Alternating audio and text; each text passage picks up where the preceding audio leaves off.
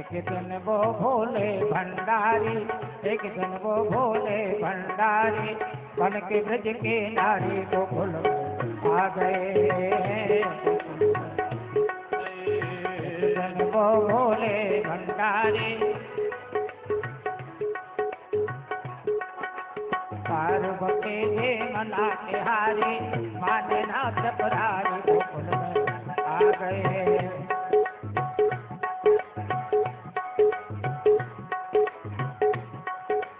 एक दिन वो भोले भंडारी बन के ब्रज के नारी गोकुल में आ गए हो।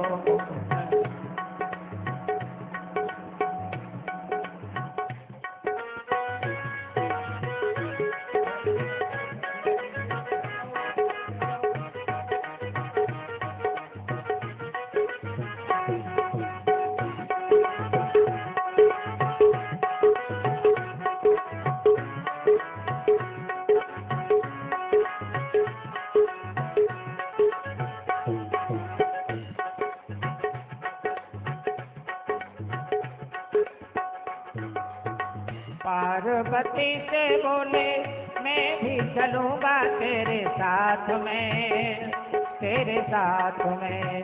पार्वती से बोले मैं भी चलूंगा तेरे साथ में, तेरे साथ में। राधा संग श्याम नाचे मैं भी नचूंगा तेरे साथ में, तेरे साथ में।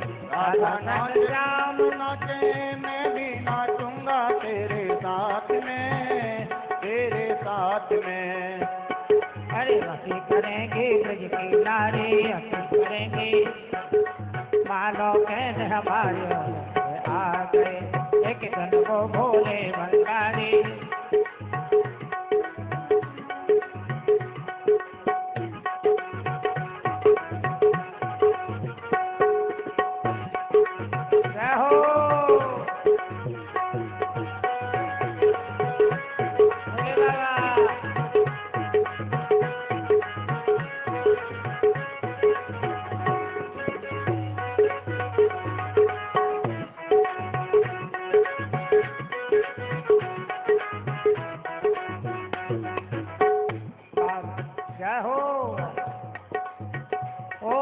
भोले स्वामी कैसे ले जाऊं तुम्हें साथ में, तुम्हें साथ में। ओ मेरे भोले स्वामी कैसे ले जाऊं तुम्हें साथ में, तुम्हें। रहो राजा शिवाय वहाँ, मोहन शिवाय वहाँ, कोई पुरुष न जाता रात में, न जाता रात में। हंसी करेंगे ब्रज की नारी, हंसी करेंगे मानो कहने हमारी गोकुल में आ गए। एक दिन वो भोला भंडारी बन गए ब्रज की नारी, आ गए गोकुल में आ गए।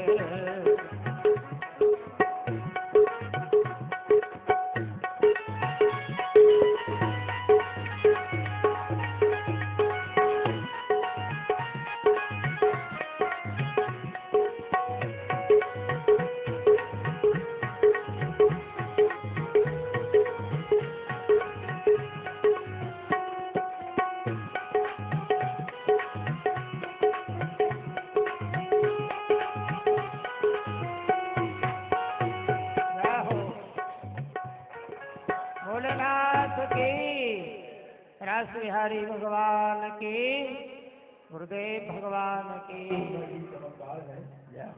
परम पूज्य महाराज श्री जी ने जो अपने श्रीमुख से ये कथा करी है, तो स्वयं भगवान शंकर संत रूप में हमारे विराजमान हो गए हैं।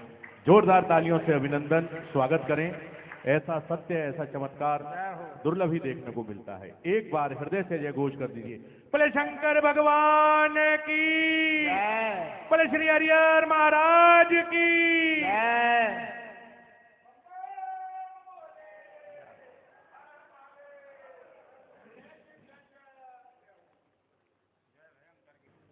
मनोहारी दृश्य आप सभी के सामने होगा।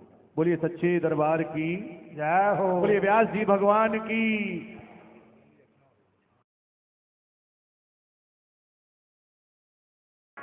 बोलिए श्री वृंदावन बिहारी लाल की जय। ठाकुर श्री राधा हरिहर बिहारी लाल की जय। जगत गुरु श्री श्री चंद्र भगवान की जय। श्री बाबा हरिहर महाराज की जय। श्री सतगुरुदेव भगवान की जय। सर्व संत समाज की जय। सर्व हरिभक्तन की जय।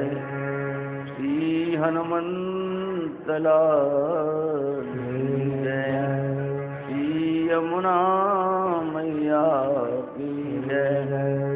जय जय श्री राधे श्याम। श्री कृष्ण गोविंद हरे मुरारे।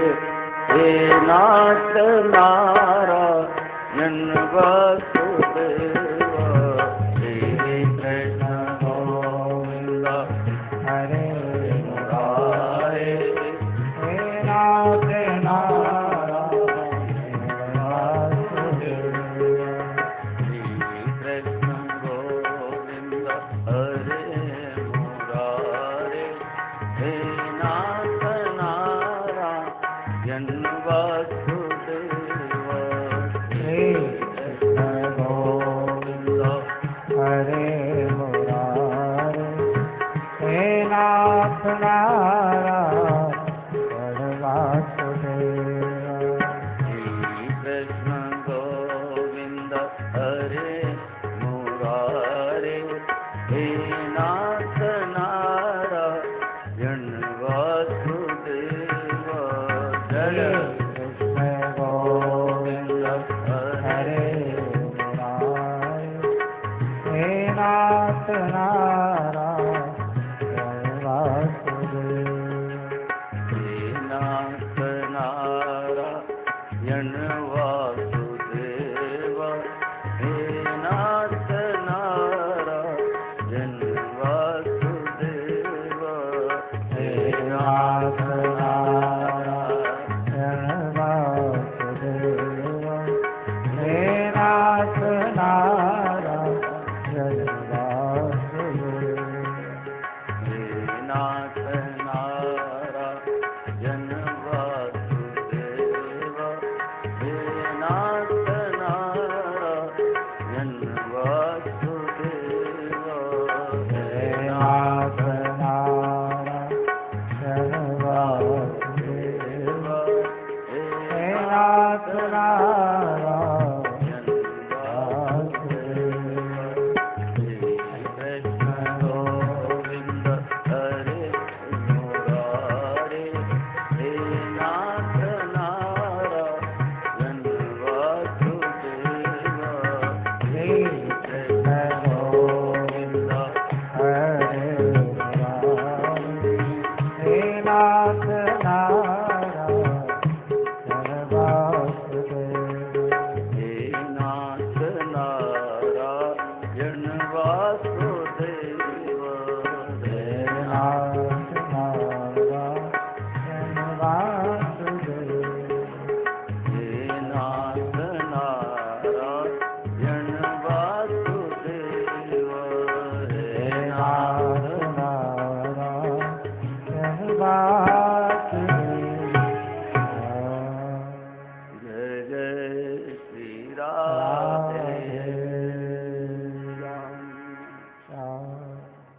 भक्तवांछा कल्पतरु अखिल लतामृत सिंधु अनंत कोटि ब्रह्मांड नायक परात्पर परिपूर्णतम परम प्रभु परमात्मा ठाकुर श्री राधा हरिहर बिहारी लालजू के परम अनुग्रह से उदासीनाचार्य जगत गुरु श्री श्री चंद्र भगवान जी के परम कृपा कटाक्ष से नित्य लीलालीन पूज्य चरण सुनाम धन्य भगवत साक्षात्कार्य संत श्रोमणी हरिहर उदासीन आश्रम के समस्त पूर्वाचार्य महापुरुषों के परम पुनीत आशीष से हम सब आप सब श्री दिव्य वृंदावन धाम में चैतन्य विहार में प्रतिष्ठित बाबा हरिहर राधा कृष्ण कृपा धाम के सत्संग सभागार में बैठकर ठाकुर श्री राधा हरिहर बिहारी लाल जी के तृतीय वार्षिक महोत्सव के उपलक्ष्य में उन्हीं का लीला चरित्र, उन्हीं के लीला चरित्रों का गुणगान हम लोग श्रीमद् भागवत कथा के रूप में श्रवण कर रहे हैं। आज इस श्रीमद् भागवत कथा का सप्तम दिवस है और सप्तम दिवस की ये मध्याह्नकालीन वेला का सत्र प्रारंभ हो रहा है।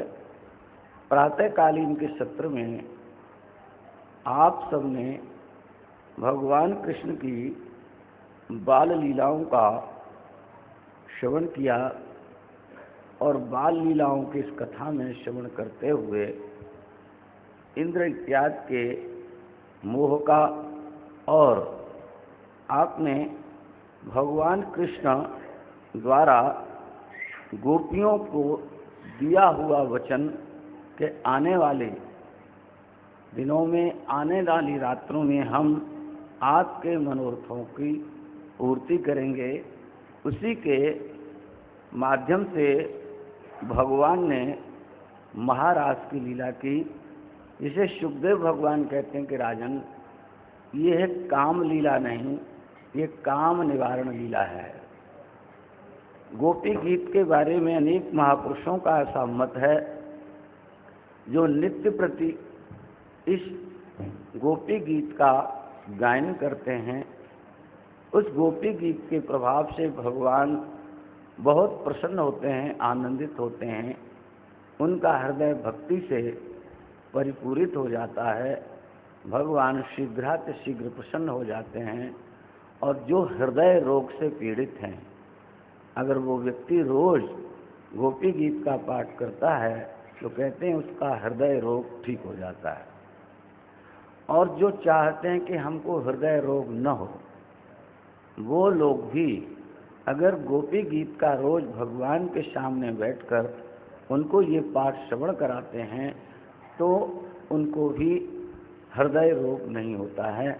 ऐसी मान्यता इस गोपी गीत के महात्मा की है, ऐसा महापुरुषों का कथन है। और कई लोगों को इसमें अनुभव भी हुए हैं जिनको हृदय रोग रहा। उन लोगों ने कहा कि महाराज जब से हमने इसका पाठ वगैरह हमने शुरू किया तब से हमारे हृदय में हमको बहुत शांति प्राप्त हुई।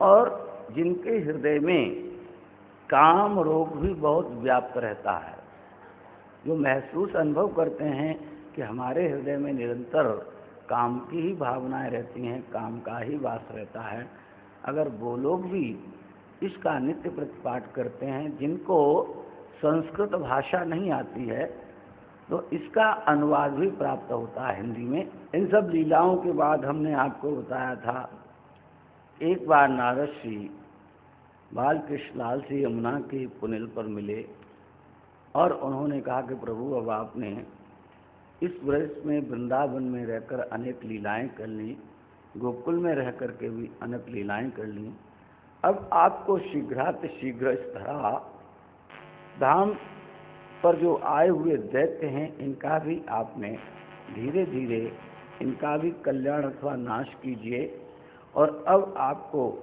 इन लीलाओं का परित्याग करके मथुरा की ओर आपको अग्रसर होना चाहिए।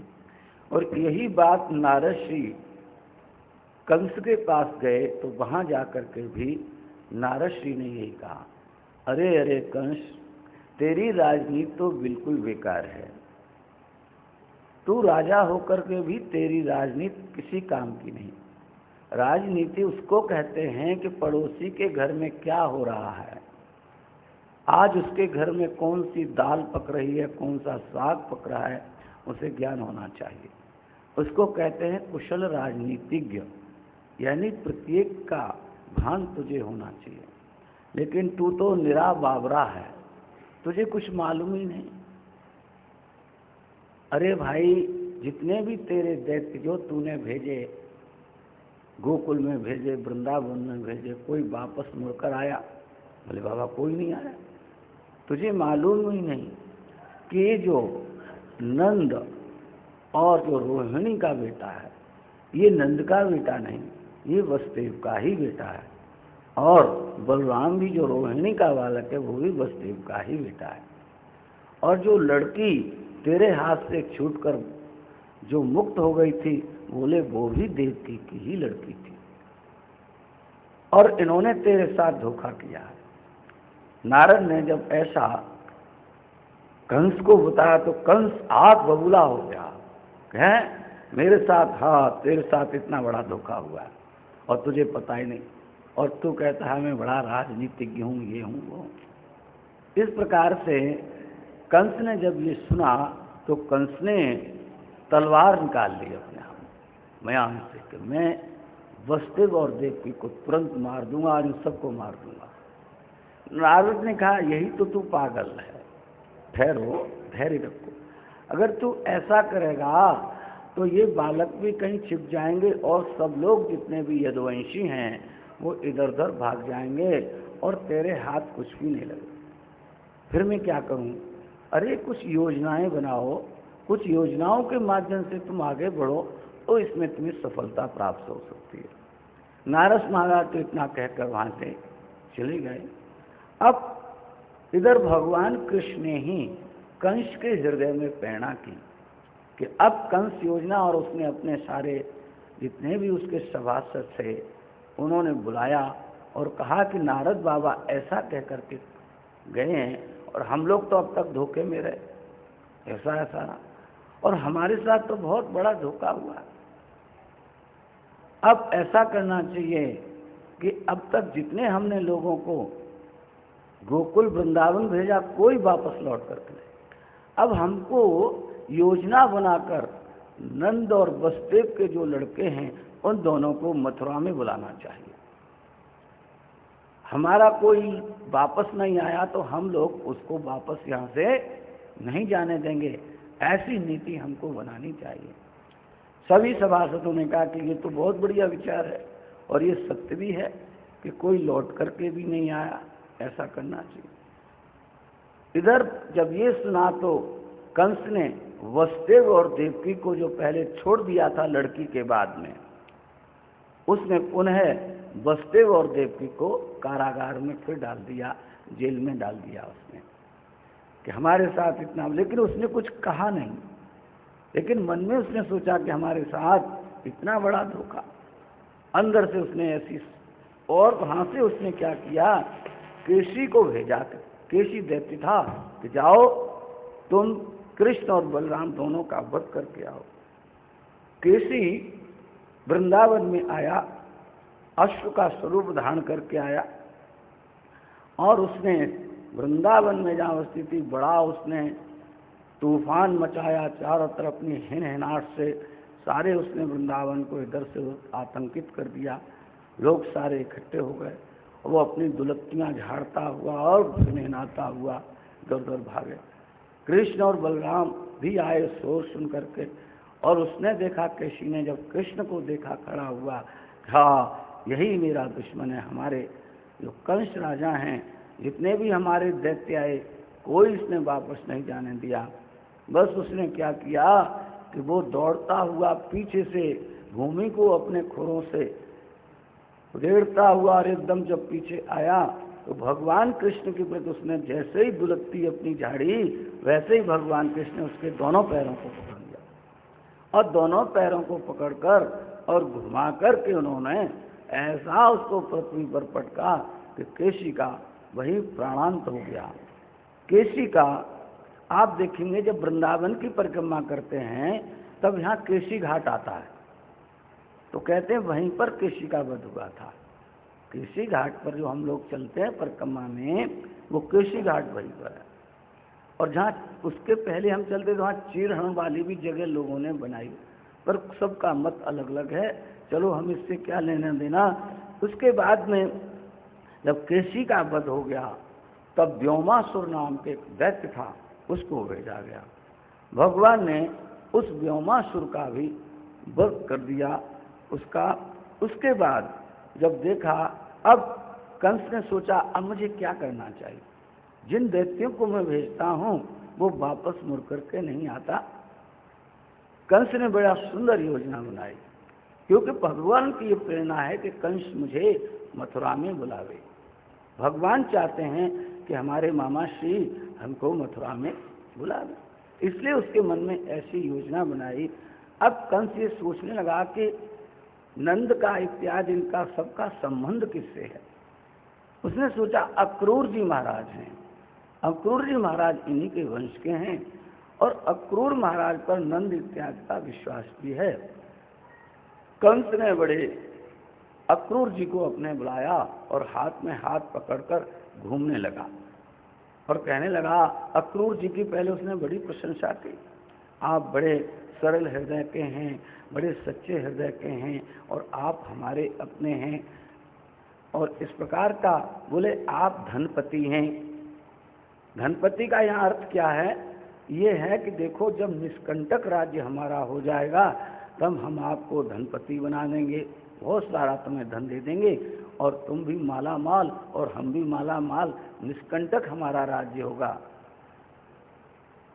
जब अक्रूर ने कंस की इस मंत्रणा को श्रवण किया तो अक्रूर जी ने मन में विचार किया, अगर मैं कंस को इसे मना कर देता हूँ तो ये मुझे मार देगा अथवा मुझे अवश्य ये कुछ न कुछ दंड देगा, जेल में डलवा देगा, कुछ न कुछ अवश्य करेगा। और अक्रूर जी ने सोचा कि जब भगवान का अवतार हो ही चुका है और वो भगवान ही हैं तो निश्चय ही वो मेरी भी रक्षा करेंगे और दुष्ट कंस का वो वध भी कर देंगे। ऐसा सोचकर अक्रूर ने कहा कि आपकी सम्मति, आपका विचार बहुत अच्छा है, लेकिन अक्रूर ने कहा कि महाराज इस नियत में क्या हो जाए ये कोई नहीं जानता। कभी हम लोग कुछ अच्छा काम करने के लिए चलते हैं और अच्छा काम नहीं होता, उसकी जगह कोई बुरा काम, अशुभ कार्य हो जाता है। काल की ऐसी गति है, लेकिन फिर भी महाराज जो आपने सोचा है वो बहुत अच्छा सोचा है। और मैं, हाँ, कंस बोला आप कल ही चले जाइए रथ लेकर के। कंस अपने महल में चला गया, अक्रूर महाराज अपने घर चले गए। रात भर अक्रूर महाराज जी सोचते रहे कि मुझे क्या करना चाहिए। कंस दुष्ट है, निर्दयी है और कभी कभी अक्रूर के मन में आता कि मैंने ये जो निर्णय